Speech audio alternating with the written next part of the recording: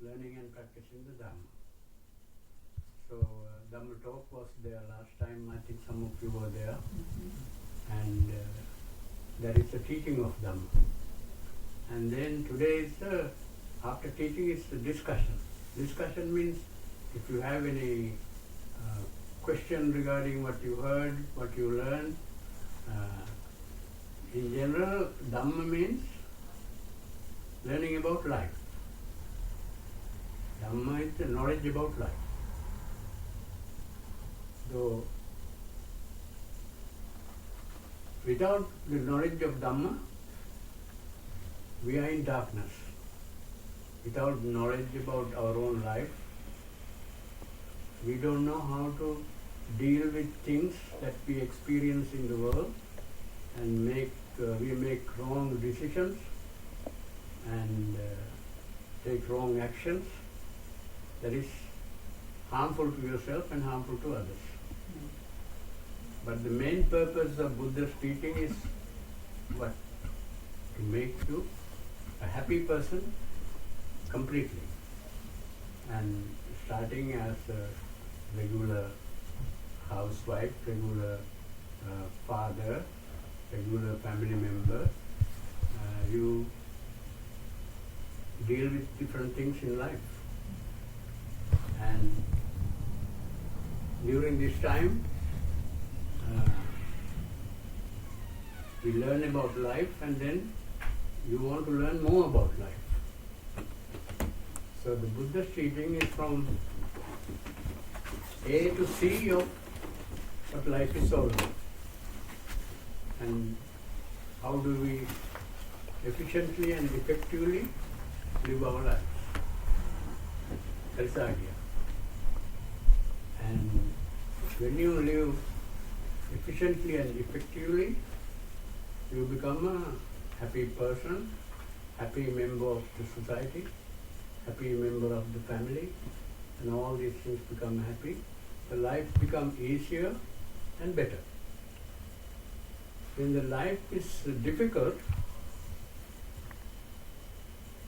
you get into depression, and you get into even committing suicide and things like that.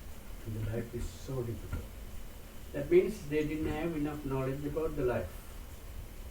So lately I am saying that Buddhism is the owner's manual of life. If you have life, you have to have the manual. Every time when how to use it correctly, how to do it, how to fix if there's any problem, and all these things are part of Dhamma, the manual. So Buddhism is not a religion. It has become a religion because people use it for a long time to be a system of learning and practice, but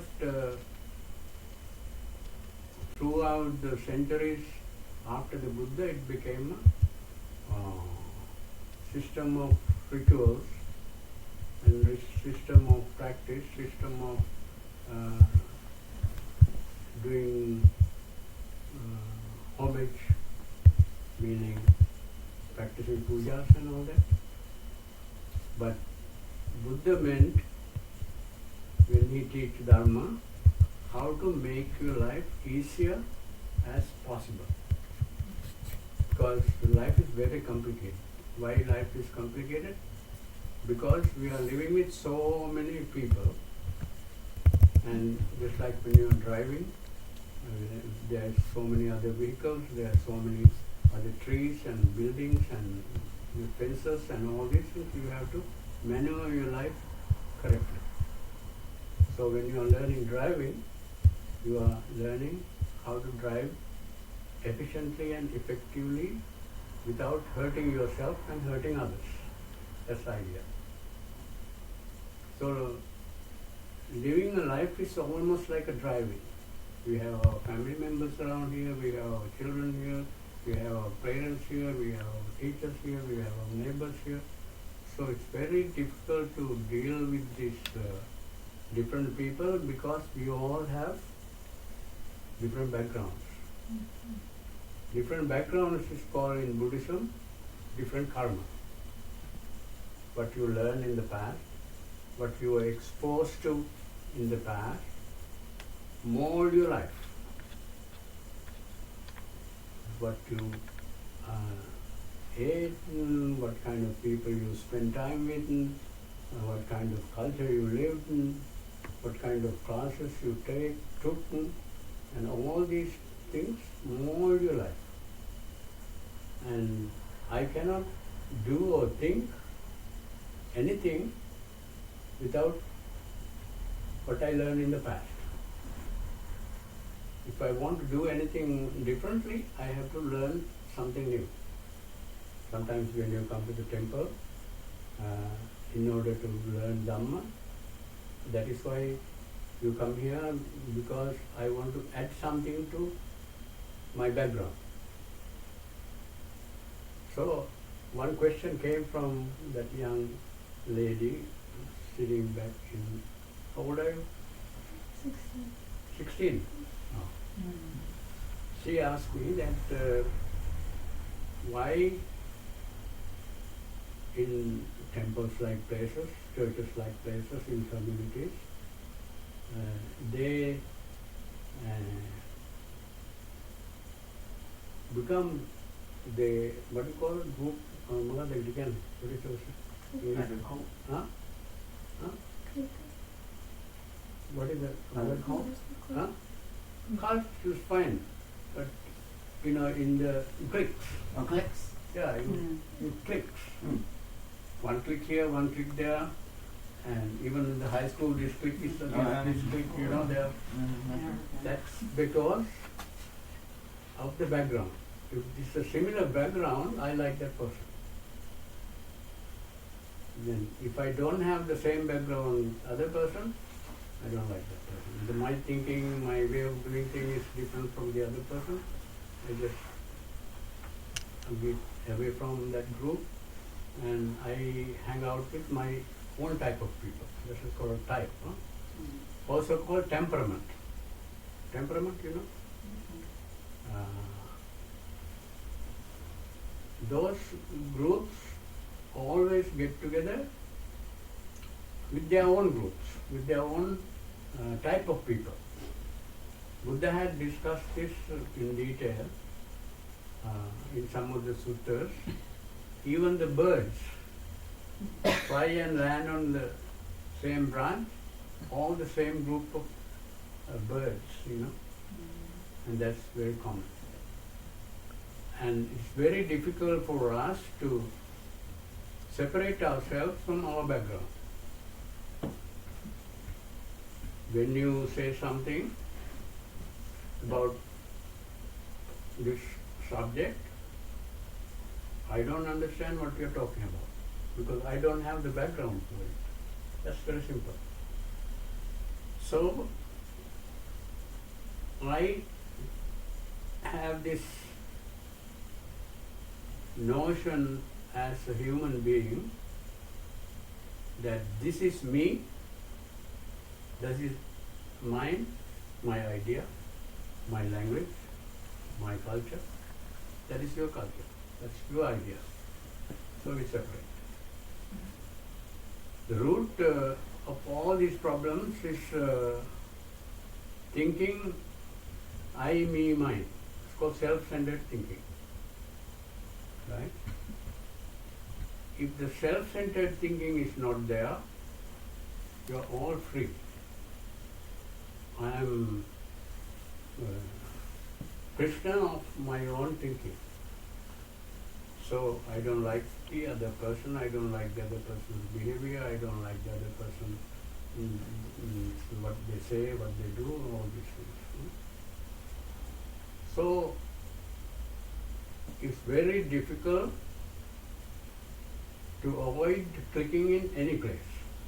If there's a large number of people, they see this is, he's my type. I like that person. All that is not easy to avoid in the world. When we learn Dharma, we should know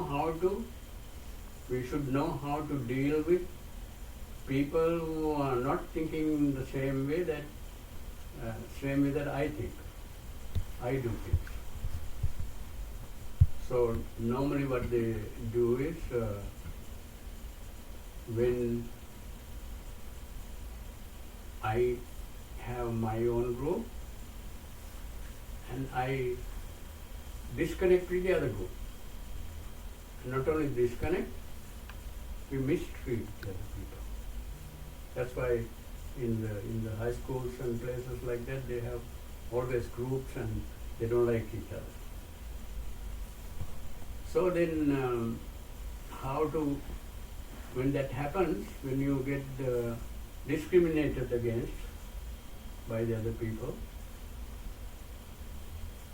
if you know Dharma, you should learn to, you become able to tolerate.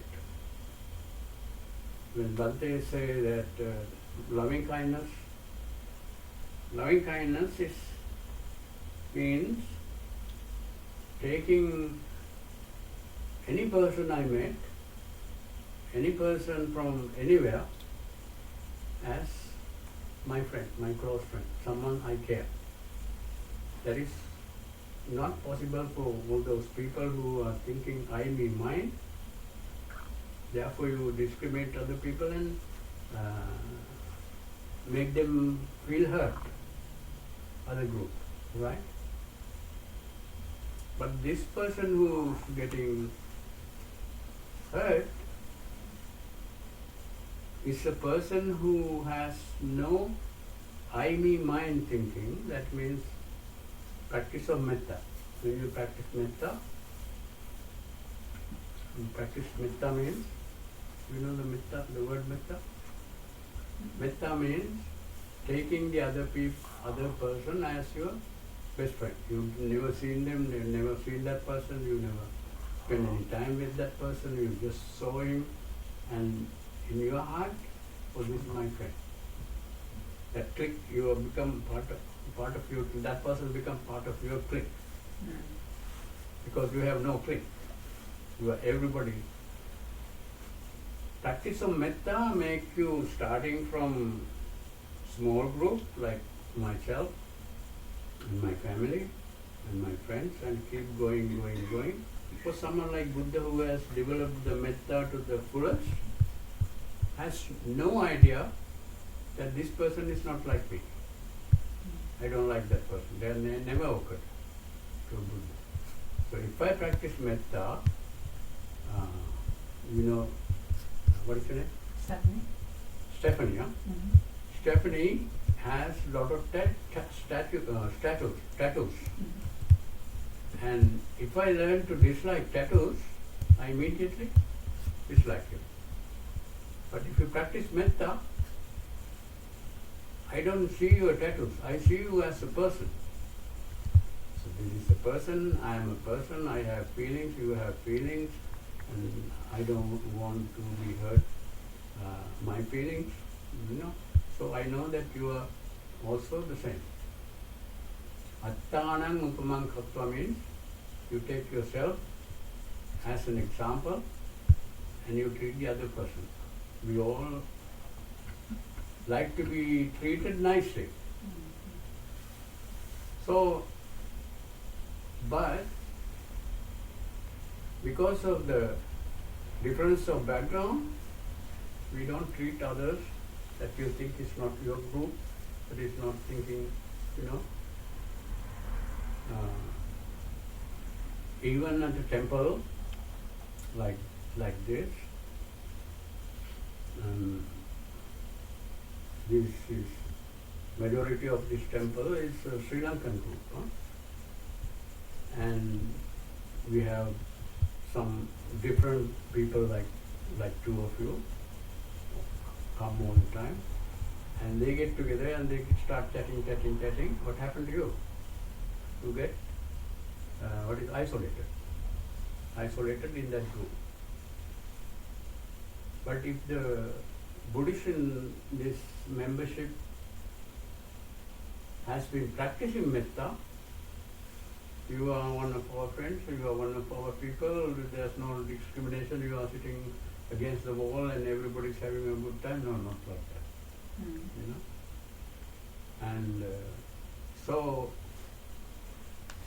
to deal with this, we have to practice metta.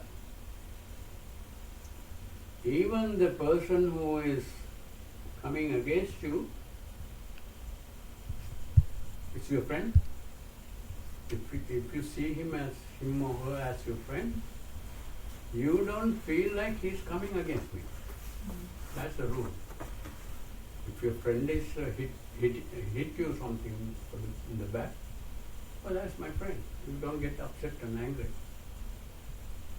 In my mind, if I can take them as my friends, they cannot hurt me. Whatever they do, that's my friend. You know?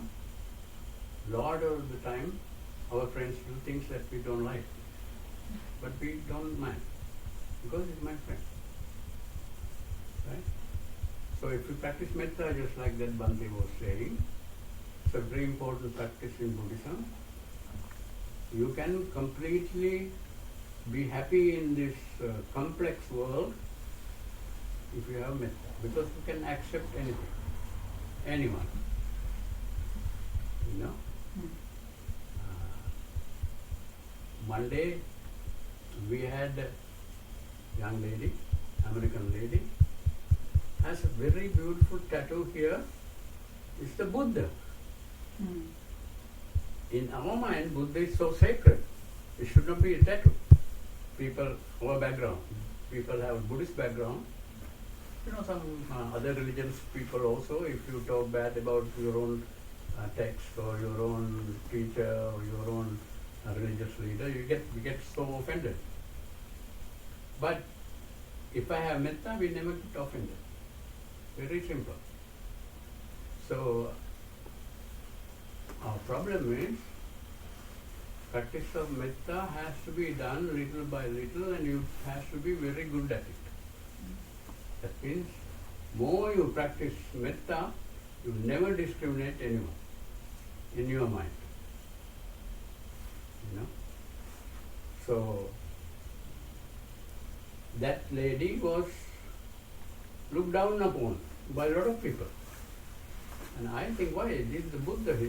Her statue is a beautiful Buddha, not an ugly one. Beautiful Buddha, nicely drawn, with a lot of compassion in that, right here. And ever since, I don't know if she came to the temple. I don't know if they looked down on her or something, but I didn't. So anyway, the answer to her question is that we feel discriminated against because we are discriminated. If I don't know what is discrimination means, I don't feel that you are discriminating. I don't know you are discriminating. If I don't use abusive language, when somebody uses abusive language against me, I think he's talking to me. That's how I see it. I don't go against and fight him. That's a common problem. So, you know the word karma? Karma means whatever I have learned, whatever I have seen, whatever I have exposed to, that all become your memory. Today you came here, that's a new memory. If it's a good memory, it's going to be helpful to you. If it's a bad memory, it's going to be harmful to you. So we learn a lot of good memories and bad memories when we are living in the society. If you spend time with unrefined people, we learn a lot of bad. That is bad language, bad behavior, unkind behavior, and all that we learn from hanging out with the wrong crowd. Because what you see, what you hear, goes all into your system and become part of it. That language become part of you, slowly. So therefore in Buddhism we say, never spend time with unrefined people who don't know how to speak kindly and gently and truthfully and pleasantly. That is an unrefined person.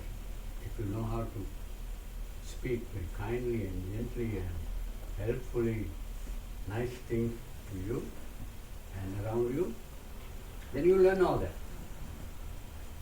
That is so simple, no? So in Buddhism, number one basic practice is to stay away from unrefined people without hating them, without disliking them. They are unrefined people, but you don't dislike them because they use bad language, because they take drugs and because they abuse their friends. I don't hate them, but I don't take them into my close friends, into my group of close friends. Right? Another thing that we remind ourselves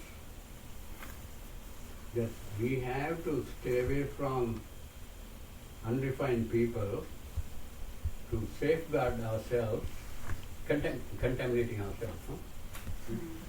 We get contaminated by hanging out with the contaminated people. When you get contaminated, you get all kinds of problems. You know, diseases, some mental diseases, verbal diseases, physical diseases. All this can happen when you are spending time with contaminated people. So, answer to your question is difficult to practice, but you know the rule. If I be kind and gentle to these people who are discriminating against me, who are clicking against my clique, our clique, you don't have that anger and fighting desire to fight, right? And you accept them as another person, you know, another group of people. Hard to accept, right? Because I have a strong thinking that their behavior is wrong, my behavior is right, or there is different type of people, I am a different type of people. If you as long as you have that, you have the clash, right? Okay, this is actually a discussion, Dhamma discussion. I am talking myself. So number one thing to remember is that Buddhism is a manual, user's manual for those who own a life. You are from going to another church and another religious background you have, but that does not mean that Buddhism is against my religion. If you take as a religion, yeah, of course. If you take as Buddhism as a wisdom, as a knowledge, right? System that helps me how to behave, how to last night we make it Gamini. Arati, Jeevan Nindu. One thing remote. She's had the hatter in the thing. Adugan.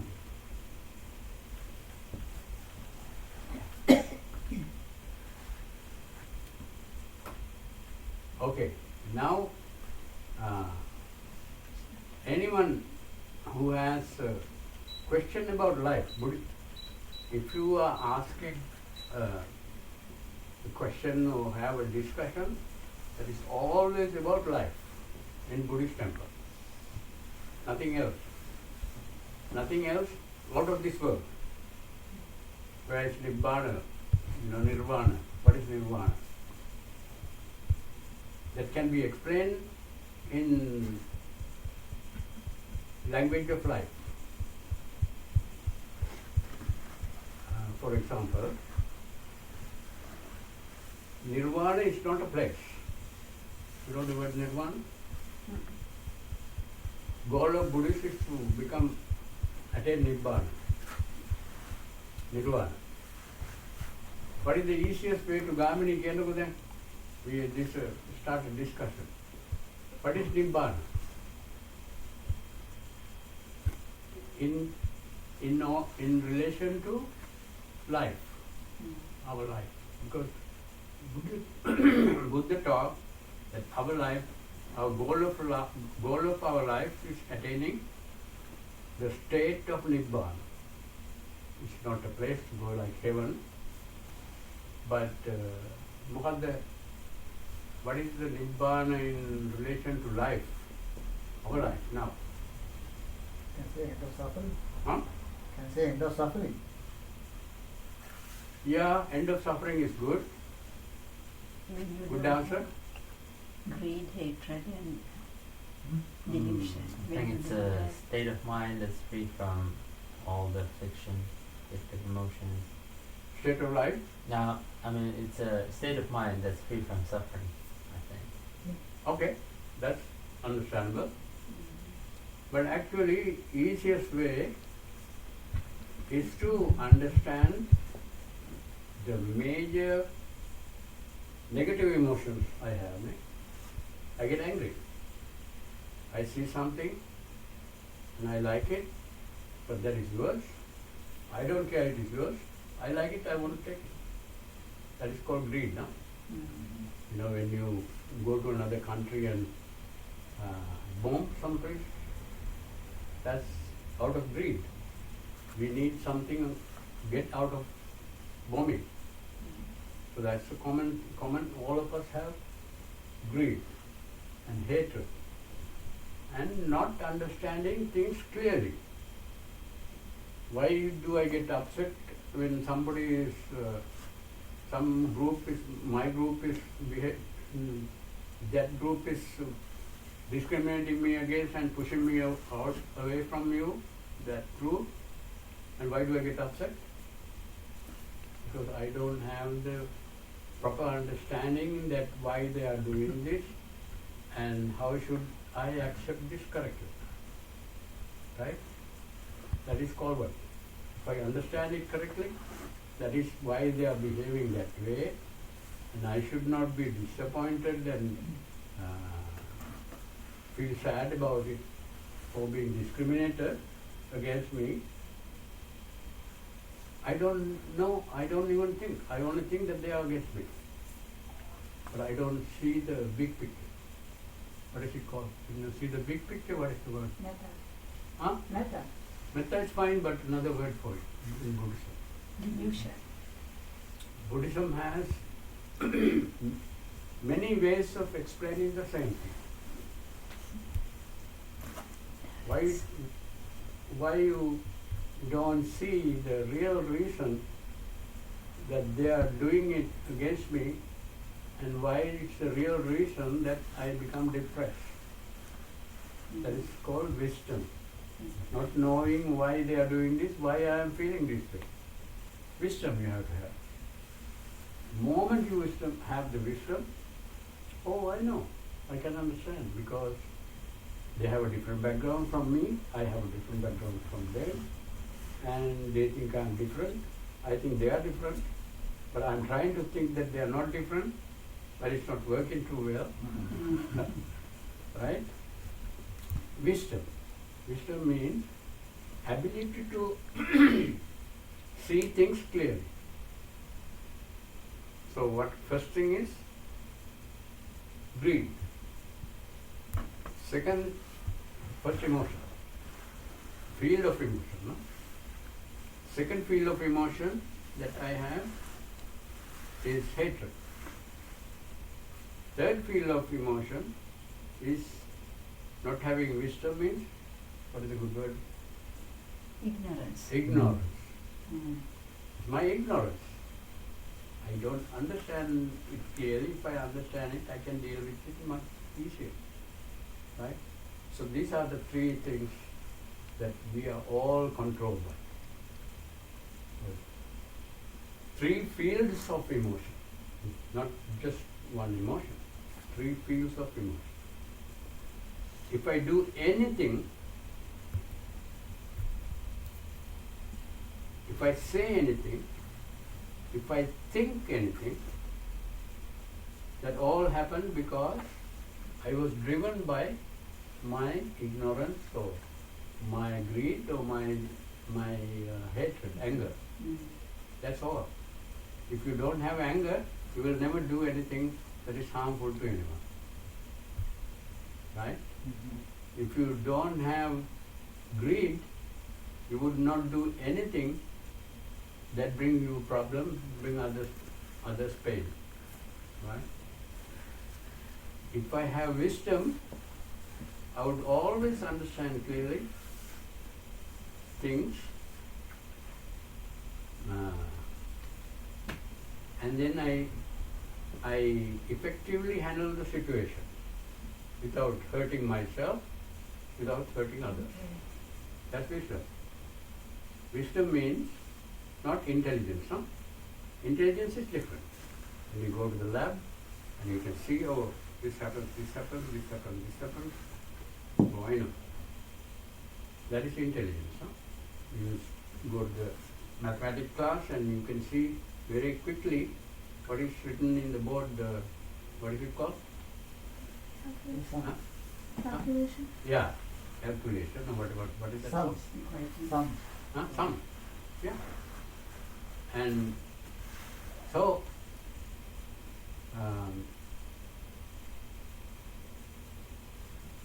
now, if I can reduce my ignorance, now we are not all dumb people, no? We are all basically good people.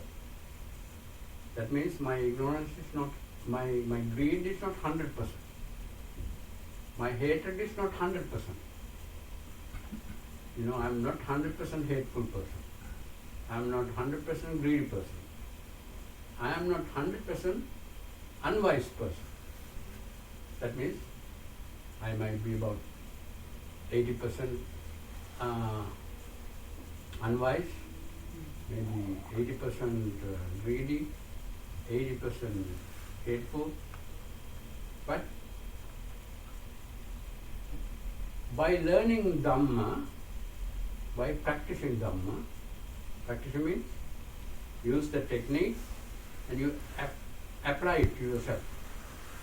That's called practice, no? That you know that loving kindness is a good thing, and you sit down and practice. How do you practice? May all beings be happy, may my friend be happy, may my wife be happy, may my children be happy. Just like me. So, you practice, no? So, when you practice, greed goes down from 70% to 60%. You know, your hatred goes 70% to 50%. Your ignorance go down like that. One day, you keep practicing and working on this reduction of greed, reduction of anger, reduction of stupidity, we can call it. No? So in one day you can come to, now my greed is only 30%. You come to a place that you are not accumulating any more greed and increasing 30% to 50%, you don't do it. Because if you are at 50%, you can have some bad friends and you can be hateful, hanging out with the wrong people, exposing ourselves to wrong knowledge, we can be. But you come to a point that you never go back that way. When you send the rocket, after it leaves the line of gravity, never come back down without any force. Right? So if you go through that, it's there. And there's no gravity, so it cannot fall on the earth. It's out of gravity. That sounds like a creature. Huh? That sounds like a creature. Yeah. Okay. So when you reduce this all the way down to zero through our effort, our constant practice, it's like become good at some language, you know. You can be very good at some language by practicing and learning. And then you become perfect in that language. So you go to 30% down, you are almost in state of nibbana, state of freedom, and no more suffering. You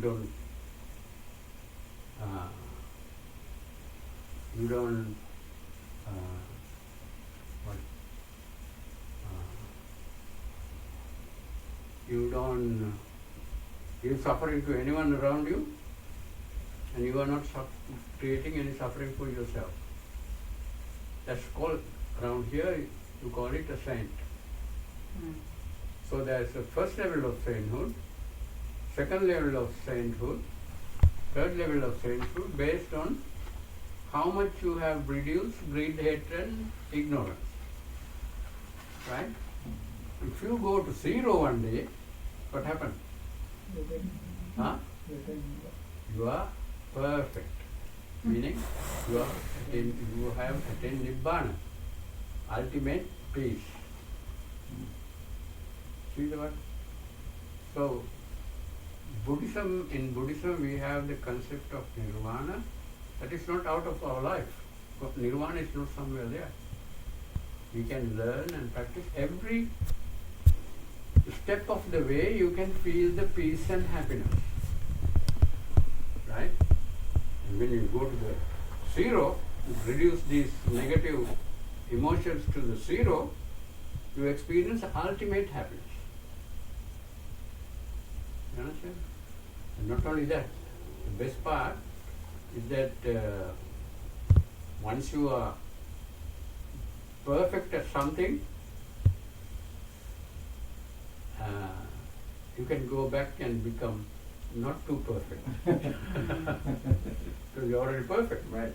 Right. So that's nirvana. So our goal is to reduce our greed, hatred and ignorance little by little, little by little, little by little. And one day we come to zero. You are the happiest person in the world.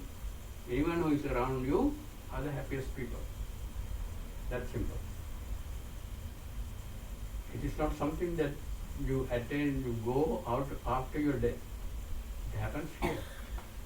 Part of life, our life. Right? And Dhamma means how you reduce this in your system. What is in your system means? System means your mind and body, yeah? Like a hardware and software. In your system, you have these bad habits, bad emotions, negative emotions, greed, hatred and ignorance. In these, you have jealousy, you have cruelty, in these three, yeah? It's all in there. We have only reduced all that emotion, negative emotions into these three baskets. So if you reduce this, what is happening? What is really happening? Why I am greedy? Why I am hateful? Why do you get angry? Stephanie, why do you get angry? People's actions or words. Huh? People's actions and words. That is okay. Then what you have to do with it? I try not to do that anymore. I try and take space. Say it again. Take space. No. You said it correctly first. Oh, I try not to get angry. Huh? I try not to. No.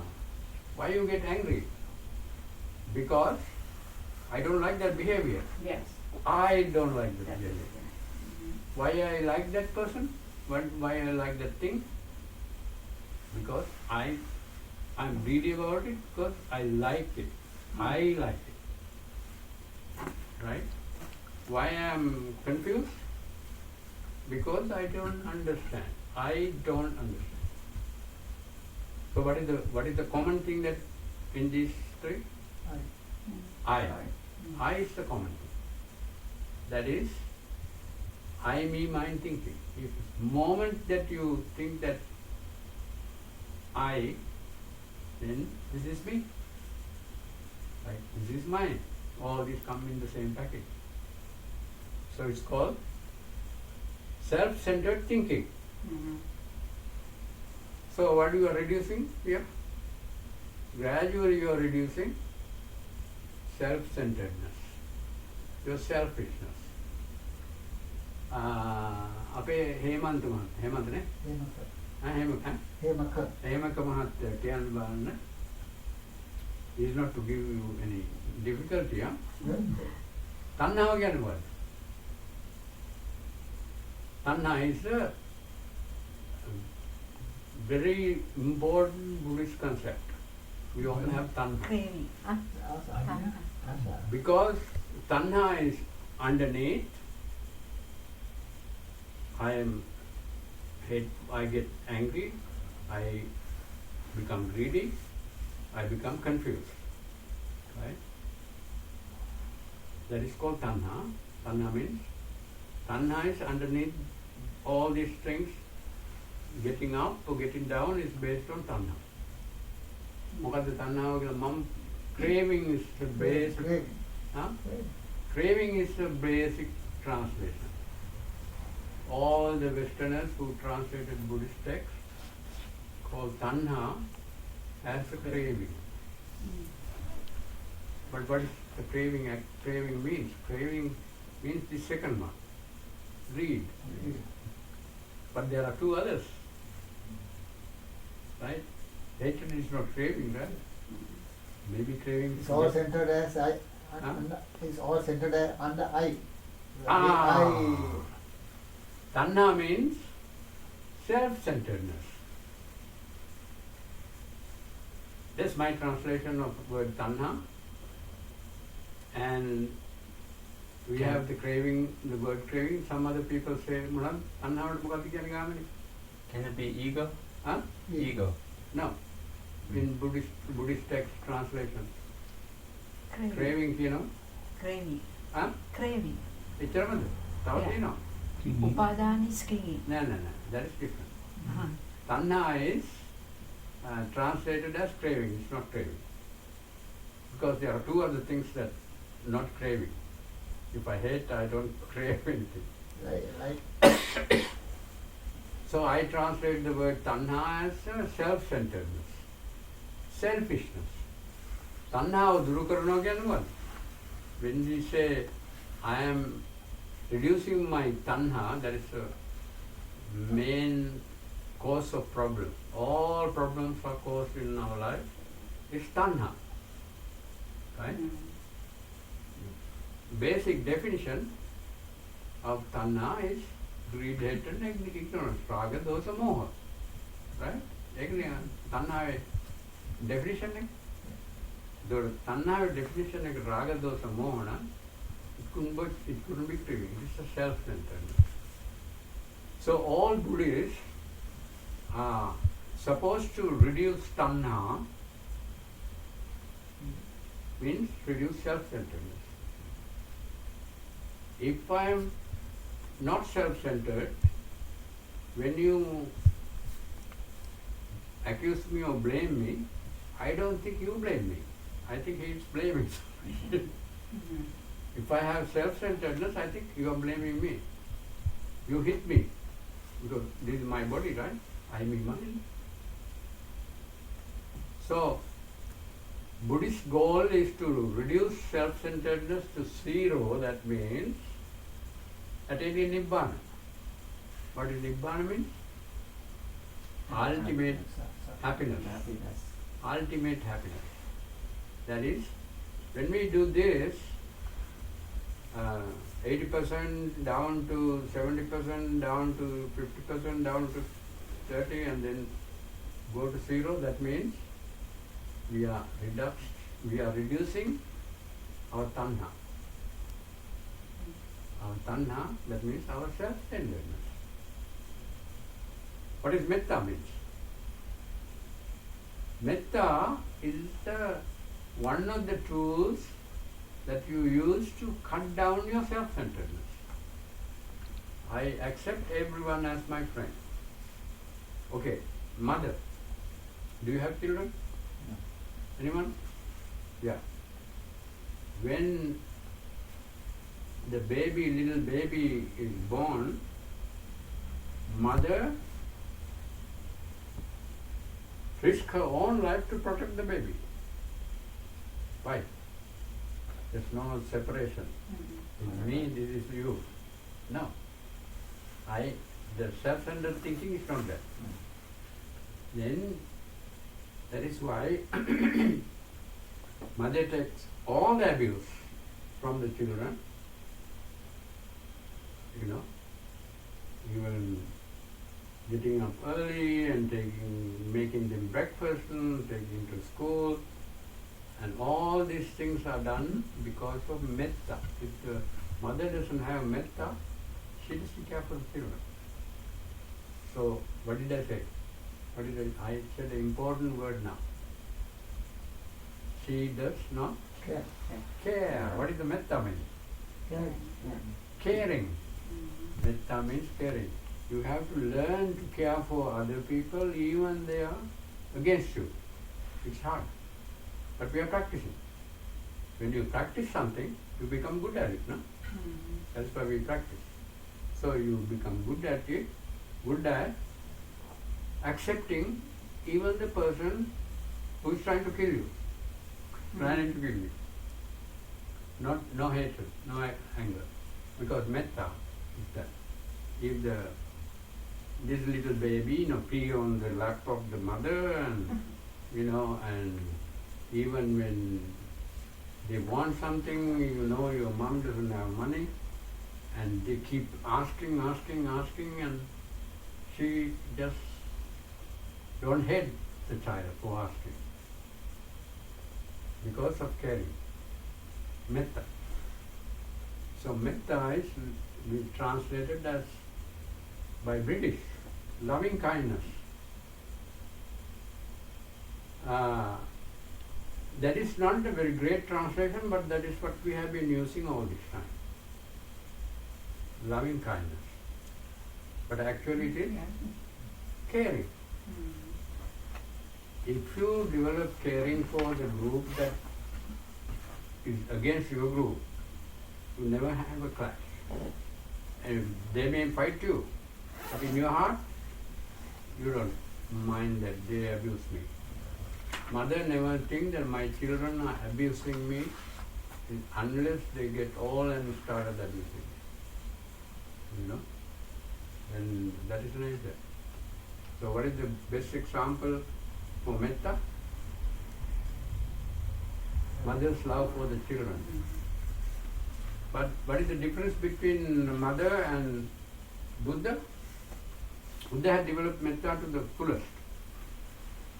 Some of our good people in our society have developed a lot of metta for other people, and they tolerate a lot of abuse by those people, and still they support.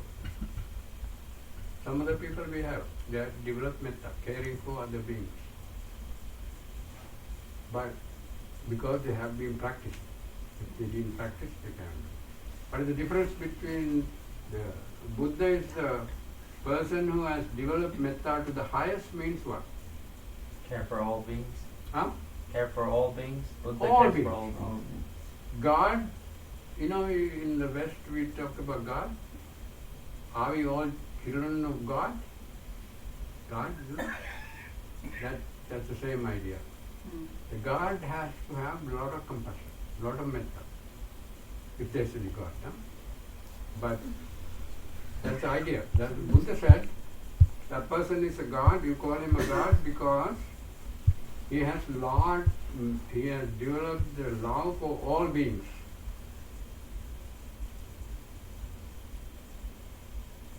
See, we have to have another discussion on metta, because metta is the base emotion.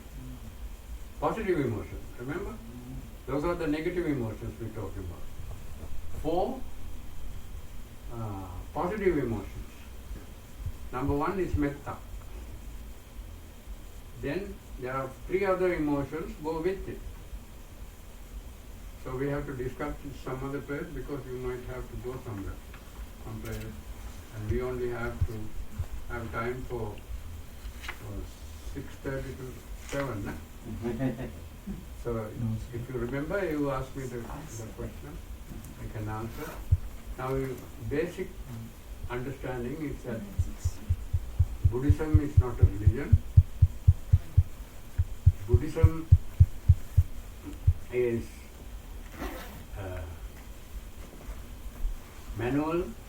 uses manual for those who have life. Anyone who has life. You are Christian, but you have to learn Buddhism. You become very effective person. You are Muslim, you are Hindu, you no matter what. Buddhism is very important. Buddhism is a different subject. Philosophy. Huh? Philosophy. Huh? Philosophy.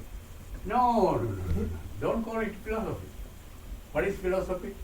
Ape parami gyan ban, what is philosophy? Don't call Buddhism a philosophy. It's a disgrace to Buddhism. Philosophy is like a way of thinking, a way of thinking, or like thinking. Philosophy is created by some wise people putting their knowledge out in the world. How do these people put the knowledge out in the world? Descartes and all these people, you know. How did they come up with the knowledge? Intellectual thinking? Huh? Only by the means of intellectual thinking.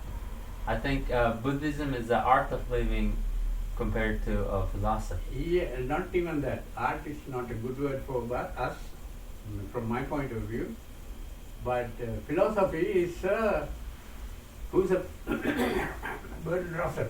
It's a philosopher, right? And Locke, Descartes, Hume, all these are philosophers. They sit down on the chair at the night and smoke their pipe and think how this world works, how the God is like. They are the one who created God. You know, they think, what is the God? You know, they think. Their imagination is good.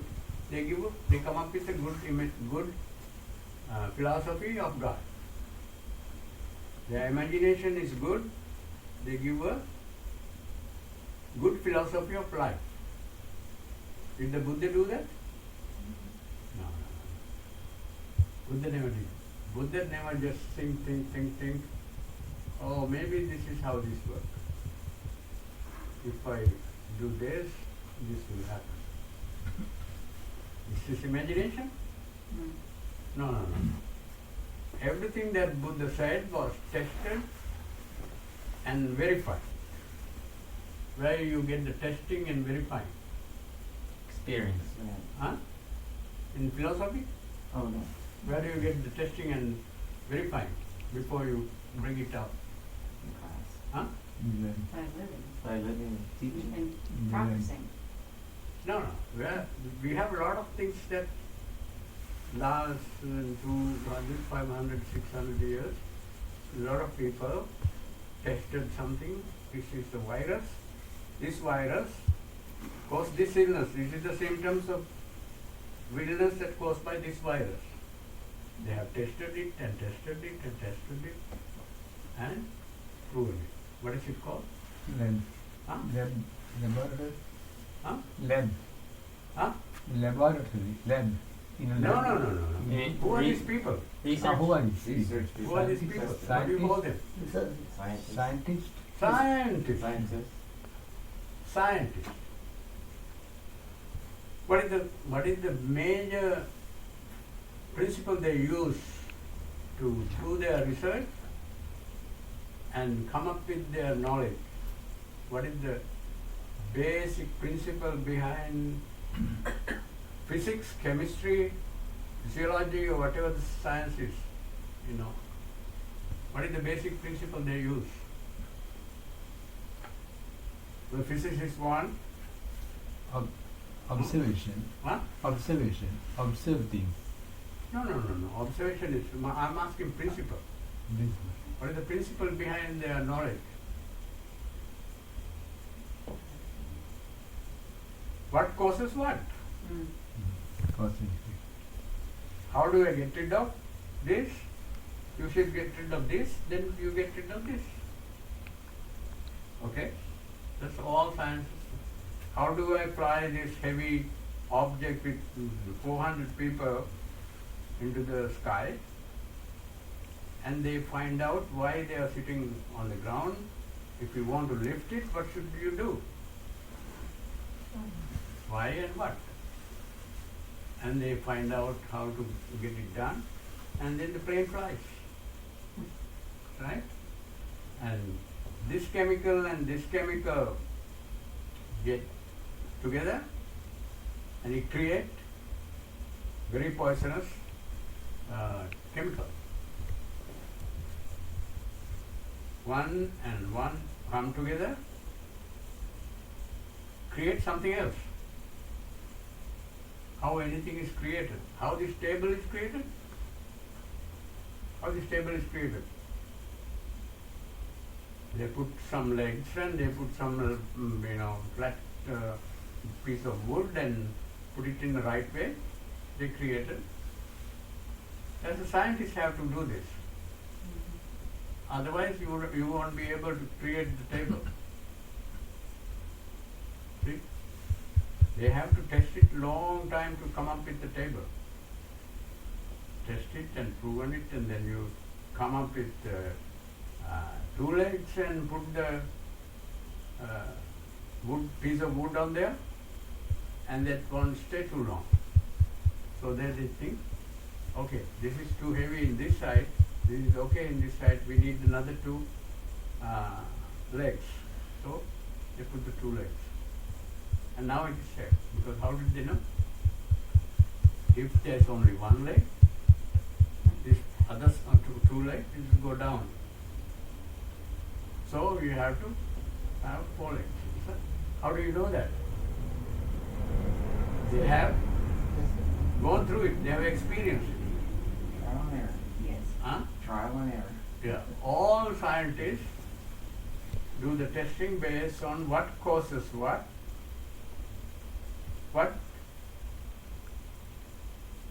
make this disappear, what make this change. That's called cause and effect. Huh? Cause and effect. All the teachings of the Buddha from A to C is based on theory of cause and effect. This person is unhappy because these things are in his mind. So if you take this out of this system, this person becomes happy. This person is sick, doctor says, these viruses are there, we have to kill these viruses somehow. Then this person becomes healthy. Cause and effect. All teachings of the Buddha is based on the theory of cause and effect. But the philosopher, you think, maybe this is how it works. He come and write down, and his philosophy. Don't call Buddhist the philosophy. A lot of people say Buddhism is not a religion, it's a philosophy. I don't say that. Philosophy is some intelligent person create something in their mind, that's called imagination. That imagination is written down, and then said, this is what the God is, this is what the God does, and this is how this happens. All these things they have come up with this philosophy. Buddha's, every word that Buddha said tested and proven. He tested on himself, he tested on other people, and that's how he found it. Now,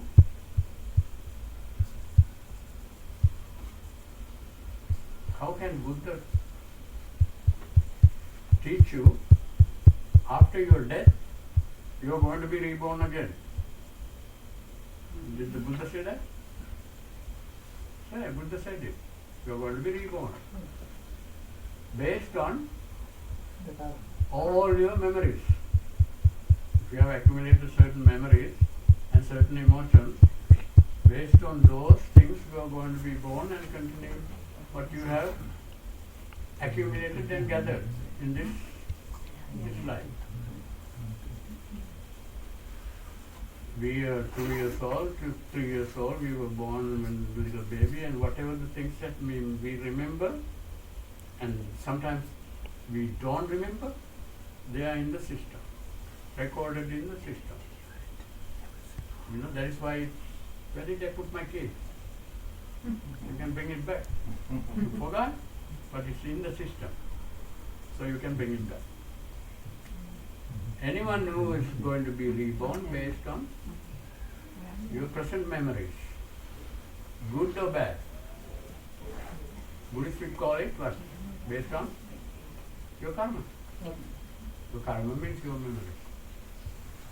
If I say something, if I do something now, it's all based on my past memories. If I don't have all the past memories, I would not be able to say a single word in front of you.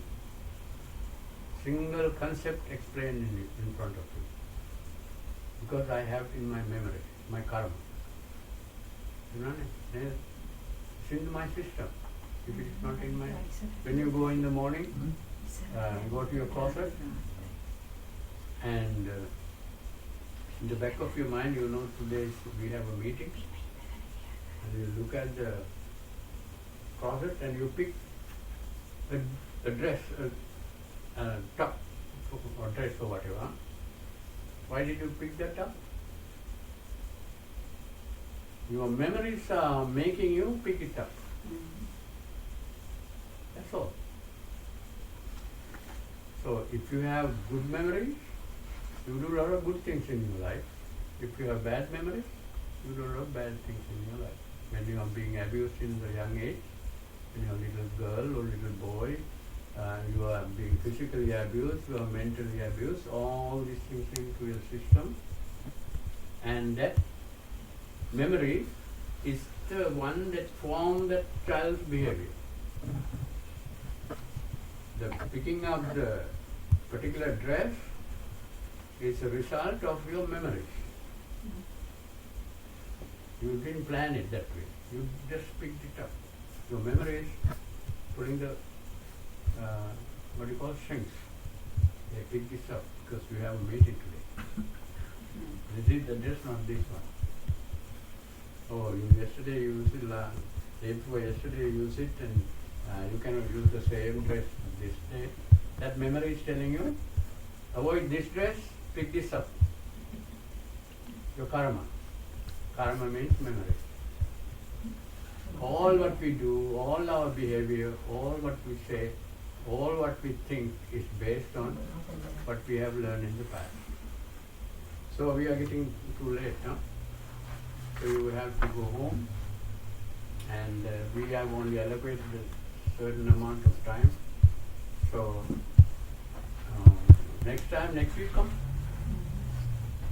Learning Buddhism is learning about yourself. Don't come to the Buddhist temple to learn about Buddhism. Okay? If you come to the Buddhist temple, you come to learn about yourself. That's the only thing. Why you pick up your dress this morning. You can, and in the religious world, we don't talk about those things. Why you behave like that, why you feel pain, and it is related to God. No, it is in your system. That is why you feel sad. That's why you feel upset. Because it doesn't get along, what this person get along, what you said, this person said is not get along with what you have in your system, you get disturbed. You know, karma you understand, no? Your karma. Karma means everything that you have learned, everything that you have experienced in the past, you remember or not, 90% of those memories in your system. Why 90%? What happened to the other things? Huh? They are left gone. They are gone out of your system because you didn't grab that. At that moment you grab the experience, then it goes into your system. If you don't care, it doesn't go to your system. If you have no interest in it, it won't go to your system. So there are a lot of things that we don't care. When you drive, did you drive today from home? How many cars did you see? Like Tons. How many cars? lots. Tons. How many of the cars that you remember went to your memory? No. Most of the time, no. But if you saw a very fancy car, does it go to your memory? Yes. Oh wow, that's an amazing car. Look at the painting on the body. You know, that goes to memory and you don't even know. Few years later, that memory would trigger something and you might yourself paint your car. Okay. Thank you very much for listening. I give you a short blessing. Huh? May you all be happy and well. Wish you good health and a lot of good luck. And may all you be wiser. May all you be nicer. There is wisdom and compassion. When you are wise and nice, all metta and all the other emotions are there. May you all be wiser and nicer. That means your life become better and better, and your people around you also feel better. Bhavatu sabba mangalam rakhantu sabba devata sabba buddhanubhavena sada sotti bhavantu te. Bhavatu sabba mangalam rakhantu sabba devata sabba dhammanubhavena sada sotti bhavantu te. Bhavatu sabba mangalam rakhantu sabba devata sabba sanghanubhavena sada sotti bhavantu te. Now I have a question for Dharna. Did you see that I was putting my hands together, Yes. palms together? Some of the Buddhist see that she still palms together. What does that mean? I am giving, when I put my palms together and give you the blessing, or I hold this one and give you the blessing, I am wholeheartedly giving you the blessing. When you put your palms together, this is the body and this is the mind. I use my body and mind to receive the blessing. You receive the blessing. If Donna and Stephanie, you've never been in the Buddhist culture, so you have no habit of, if somebody wish you health, no. This means people, you think it's an Indian culture. No. When you bring this together, you are all completely focused. You close your eyes and you.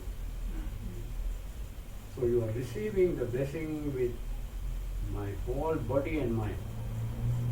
That works better. Right? Okay. Good night and have something to have. Thank you, Bhante, for giving us the discussion. And next weekend we have Bodhi Puja and Harita recitation. You may have heard about Dhammacakkappavattana Sutta. That is the first sermon by the Buddha. It will be recited at the Bodhi tree next weekend at 5:30 on Saturday. And August 29, the next Saturday, we have a bhikkhuni coming to give a Dhamma talk. American, Western nun. Yeah. Venerable Might be Kaitan nice if you bhikkhuni. bring your friends and listen to the. The title for the discussion Dhamma talk is Patience and Resolution in the Buddha's Path of Awakening. So it will be interesting. Buddha? Buddha's Path of Awakening. Awaken. Yeah, Awaken. Awaken. So that please come for those two events. Mhm. So anyway, every Saturday 5:30 there will be an event at the temple. Okay. Yeah. Thank you. So that Every please, Saturday you can come around this time. Mhm. Some event is all for you to give better memories than Bodhi Puja you went there. It's nothing to do with necessarily Buddhist teaching, Buddhist teaching. It's a Buddhist, it's a experiencing something in nice, something memorable, something worthy. So go to the Bodhi tree and you pour some water, right? Right, Ah. I did. Isn't that feeling good? Yeah, it felt wonderful. Yeah. That the Bodhi is the wisdom.